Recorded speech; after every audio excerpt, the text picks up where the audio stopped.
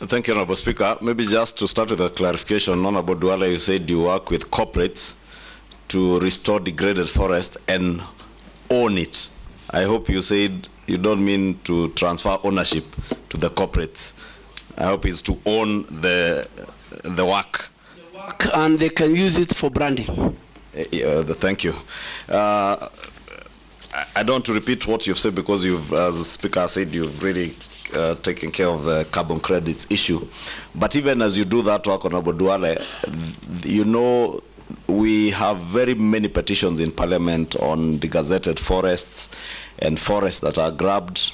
I would want to hear how you intend to work with Parliament, especially in dealing with all those issues, land issues around degazettement, encroachment of forests, and outright land grabbing of forested areas.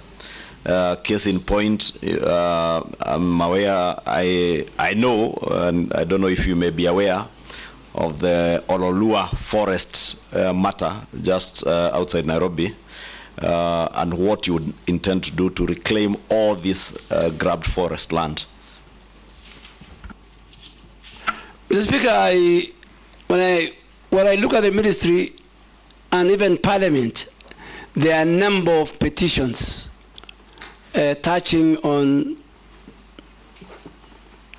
forest, grab land of the forest, part of the forest be put under use either for agriculture, for even government offices across the country. And the history of forest being grabbed, being encroached, is as old as the Republic of Kenya. In my entire life in Parliament, from the Mao forest, when the Honorable late Michuki was the Minister for Environment, it's a recurring thing. And what I want to intend, if this House approves me, Mr. Speaker, is first to consolidate all those petitions. Some are genuine, some are out of fraud. Generally deliver a cabinet memo, and the cabinet, the highest decision-making organ of our country, can make a decision on this matter. All the petitions, the ones dealt with the Parliament, the ones which have not been dealt. Coming specifically to Ololua, Mr. Speaker, I want to categorically, without fear of contradiction, say that if this House approves me, in the first 30 days, working with the Minister for Lands and other government agencies, a number of titles, including and belonging to big people in government, some of them members of Parliament, will be revoked. I will revoke those, and I am ready to bear the consequences. Particularly for the one on Ololua. I have been briefed, I have listened to experts, and I have seen it's deliberate.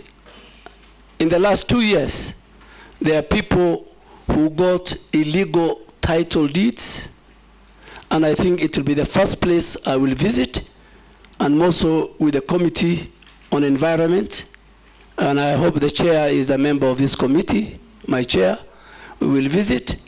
And please, Mr. Speaker, some of your members might be casualties. No problem. If you do what is right, we will support you. Yes. Mr. Speaker, is that to say the CS nominee actually knows the grabbers of Ololua Forest? Because he has claimed they are senior government officers, including members of Parliament. I hope he's not referring to me since I asked the question. Mr. Speaker, I am the nominee for the Minister of Environment, Climate Change, and Forestry. So if this House approves me, forestry will be my business. Grabbers of forest land will be my business. Whoever they are, whatever their status is in society. Mr. Speaker, if I just to say it, and I think for record, let me say it. With the last 2 years when I was at the Minister of Defense, and I had the privilege to serve as a member of the National Security Council. And you served as a member of the Security Council when you're Minister of Foreign Affairs.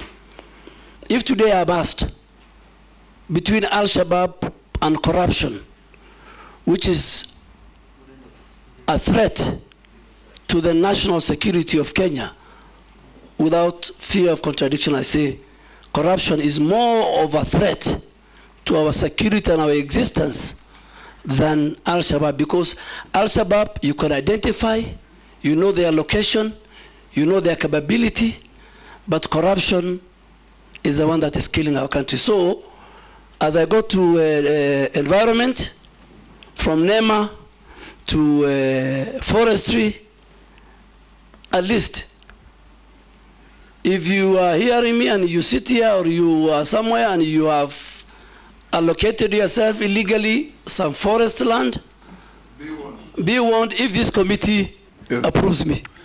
Janet? Thank you, Mr. Speaker.